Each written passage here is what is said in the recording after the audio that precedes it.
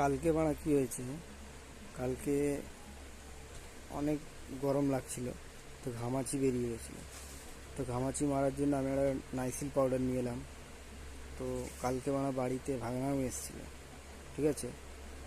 তোর গুলকন্ডি খেতে মন করলো, ওই বোকাচোদা কী করেছে, গুলকন্ডিটাকে না গুলে নাইসিল পাউডারটাকে গুলে বাড়া খেয়ে নিয়েছে। তো এখন ওর শরীর খারাপ, পায়খানা হচ্ছে। তা আমি ওকে বললাম, কিরে বোকাচোদা, তুই একটুও কি পড়াশোনা জানিস? লেখাটা তো অন্তত পড়তে পারতিস, দেখ কী নামটা লেখা আছে। ক্লাস 5-এ পড়িস বাড়া, তোর কোনো হুঁশ জ্ঞান নেই। স্কুলে যাস না কি করতে যাস? কী জানি বাড়া, এখনকার ছেলেরা লড়াকে কী পড়তে যায় না পড়তে যায় কিচ্ছু বাড়া বোঝা যাচ্ছে না। তা আমি কখন এটা দেখতে পেলাম, যখন আমি নাইসিল পাউডারটা লাগাতে যাচ্ছি, তখন বাড়া একদম পুরো শেষ করে দিয়েছে। এই দেখো, এক ফোঁটাও নেই বাড়া।